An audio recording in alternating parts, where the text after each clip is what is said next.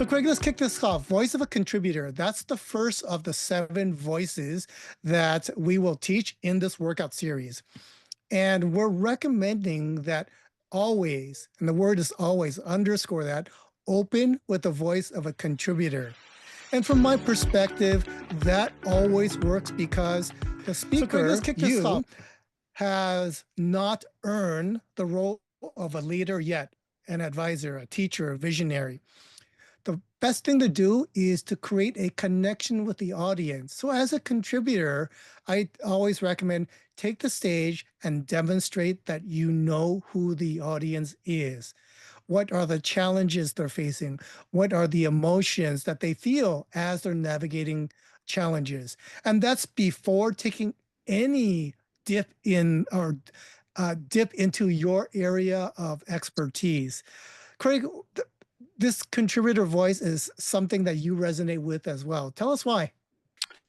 Well, yeah, I mean, when you speak about it, I think it's you're not dipping into the content, but like, who are you? I mean, right? And I think why, yes, that I know you, the audience, but who am I? And not just my bio, but like, who am I? What's my general vision, and what are my values, and what am I bringing to the table to show you that this is where I'm coming from and this is who I am. And I think it's really the first stage of trust and connection, that if we're going to land a message, we were talking before about, first, how do you formulate the right message, but then the real art of an orator is how do you communicate that message and get it across to an audience. And I think if you don't have trust, it's like the windshield between how much they'll accept and not. So when I think a contributor, that's what I think of, and how do we create that both in the beginning, but also throughout, that we're showcasing who we are. Now, Craig, there's a tendency, and this is for, any speakers. I'm still nervous when I take the stage. The most common mistake that I see is there's a comfort zone when we as thought leaders, subject matter experts take the stage. And that's the tendency to dive right in, right before making the connection. So with your experience, you've coached people before. You also take a level of nervousness on the stage. How do you first stay present, connect with the audience, and then take the dive into your expertise? Yeah, I love this question. And I love that you've titled this the contributor voice, because there's something that I saw early that really stuck with me. And it was a TED talk, and the guy was giving the big TED talk in front of lots of people. And he said, I should be nervous right now. I should be really nervous. Probably one of the biggest talks of my life. And he said, I'm not nervous. And the reason I'm not nervous is because I've decided I have something I want to share with you, and that I don't need anything from you. Like right contributor. I have something I want to give. So often when I speak, I start, as the nerves get going, go, what am I here to give? And if it reaches 1, 5, 10 people, then that's a win, versus if they don't like me, if somebody over there looks like they're looking at their phone, all the stuff that you see. And I try to focus on the contributor voice. What am I here to give? The fact I was even invited here, the fact I've positioned myself, the world sees me this way, that I'm on this stage, is for a reason. And what is that reason? What do I have to give? And I try to center in that and think to myself, even if I stumble, even if I don't hit every point perfectly, if I came here to give that thing, and I can do that, then I've succeeded today, and I free myself of perfection or some perfect slide or any of that. And I think that's how I ground myself, and just stay focused and remember that it's not about me. It's, like, I'm here for a reason, and like, just share. And that kind of keeps me centered and focused. Greg, what you just said resonates because I just heard a speaker last night at this event that I attended. One of the things that she shared, and this is behind the scenes, is that she took the stage with gratitude. And that's what held her in a grounded state before she spoke. And I love that. So I would actually encourage all of you to do that. You were invited to the stage. And when you have the gratitude for the audience's attention, for their time that they're investing in you, then everything else is easy. So, Craig, let's talk about what are the 3 things to communicate so that you can demonstrate gratitude, but also communicate trust with the audience.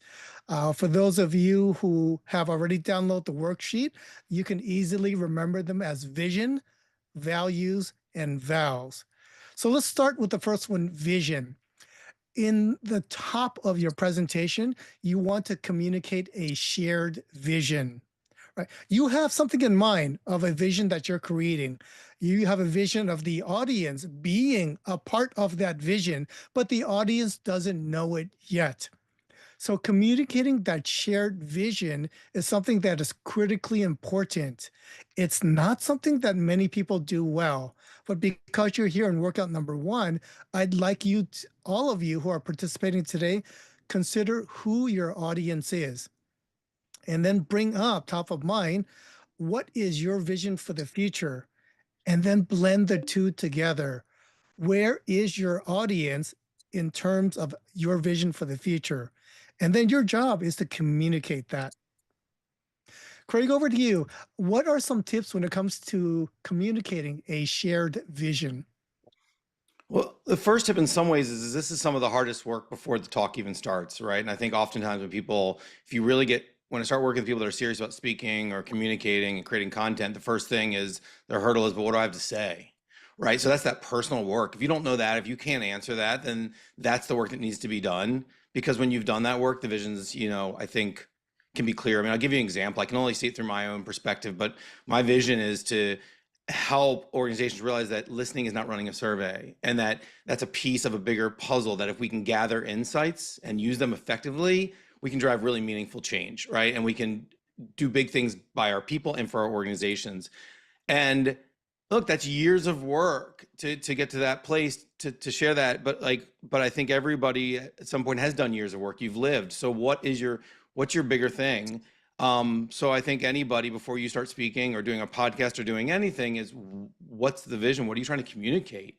That's going to flow through everything that you're doing. So that's an example, and I'd say that's a very deep. It's the personal work. Otherwise, unless you're probably a sociopath, it's very hard to communicate, to act like you have a vision when you don't. People will smell it. They don't trust you. So that's why it's deep and it's personal, but when it's real and honest, it comes across. And so that's, we talked about building trust, sort of one of those things that's hard to fake. So, just to wrap this up, the vision is important to me because it gives an audience a choice, right? When you state a vision, when you say the vision I have for all of us is, you've selected a destination. And because you've articulated, then the audience has an opportunity to make the choice. Oh, I want to go there too. And then they're leaning in a little bit more. So that's the purpose of vision. Second piece, values. The reason why they want to go there is that vision of the future contains values that are important to you. So I can safely assume that if you are a stand for a specific set of values, for example, here in the Heroic Voice Academy, it's always about three values: trust, connection, relationships. And I always say every single workout, every single coaching session, every single event that we run, we have three goals: communicate trust, right? Create connection, build relationships. So, as the second step, what I invite everyone to do is look at that vision that you're going to communicate. And now, the thinking with your head, put a pause on that. Now it's time to communicate with your heart. What in that vision creates an emotional experience? Which specific values have you elevated because you've brought people to this destination, to this finish line? Craig, in terms of values, I mean, you talk about values all the time, but connect the dots between a shared vision and shared values. Well, vision, as you said, is where we're going. And I think values are the underpinning of how we're going to operate to get there.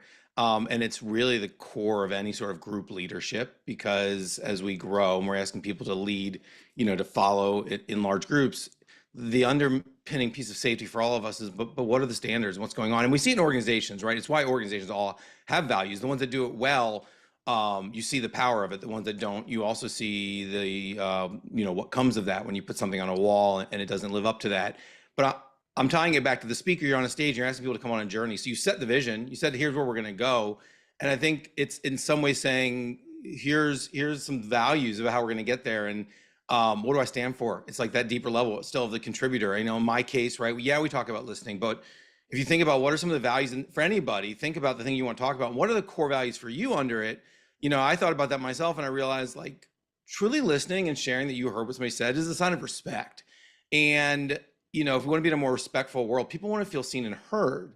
So part of my work is not again saying, "Oh, use the data." It's saying use these tools that are available to you to help your leaders, your teams, and then them work with their people to feel seen and heard.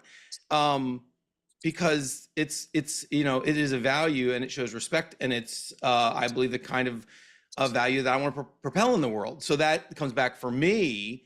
But I think the big picture is now, will you follow me? Will you come along? Do you agree that we should have more respect in our workplaces and that we can show that we value our people? And listening is a way to do it. And let me share you some information on how. Perfect. All right, so we've covered two of the V's so far. Vision tells the audience where are you going so that they can decide if they want to go to the same place. The second V, which is values, answers the question, what is important to you? And the audience will follow you if they also hold these values in common. The last one is vows. Now, vows is a bold promise. And let me tell you, this is the one element that pretty much 95+% of speakers fail to communicate. It is your bold promise to the audience. Right?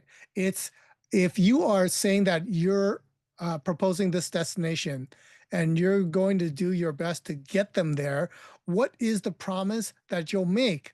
Now, for example, here in the presentation gym, right, we make a bold promise that every time you're in the gym, get you one step to being fully prepared for a high stakes presentation or conversation.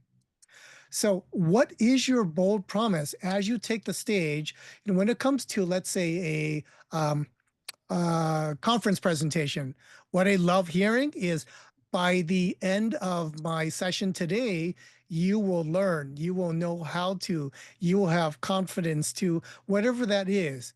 Now, that bold promise, it cements the trust that they'll have in you before you dive into your content. Craig, in your experience, do you hear bold promise a lot? And if not, why haven't we heard it more? I hear it, but I think I hear it oftentimes coded. So Mm, when building events or doing that sort of work, or also applying for events, oftentimes I think it gets asked up front, like what are the outcomes going to be? It's a very standard question, and it becomes a little bit like, but are they really following through? Are people holding them accountable? But I think that's what they're kind of asking when they say, submit. What's your promise? What's your promise to the audience? So I think that's where I see it. It doesn't often get discussed as your vow or your commitments, but it gets covered as the outcomes of this talk. What will the audience walk away with? And I think thinking about it that way also when approaching writing and putting together, like starting, like I hear a lot of authors say they write the end of the book first. I want to get to a certain place, and I'm going to, the vow is that we're going to get there, and I'm going to share these actionable insights to support you to do it better. So not only am I going to tell you where we're going to go and show you how we're going to get there and who am I and what are my values, but when this is over, here's what I promise, right? So now it's a commitment, and at the end, if you didn't hit it, it's a bad mark on a talk because it's unresolved. You set it out there and you didn't nail the landing. So really thinking first, how am I getting there, and ensuring you get there. Don't run out of time. Don't miss your marks. Get to that place because that is the big promise, and that's why they're going to stay with you. fantastic. All right. So to set up the exercise, I've put the prompts inside of chat. And what I want you to do is to use each of these as starter sentences to answer the three questions. So for vision, I want you to start off with my vision for you is, or you could say my vision for us is.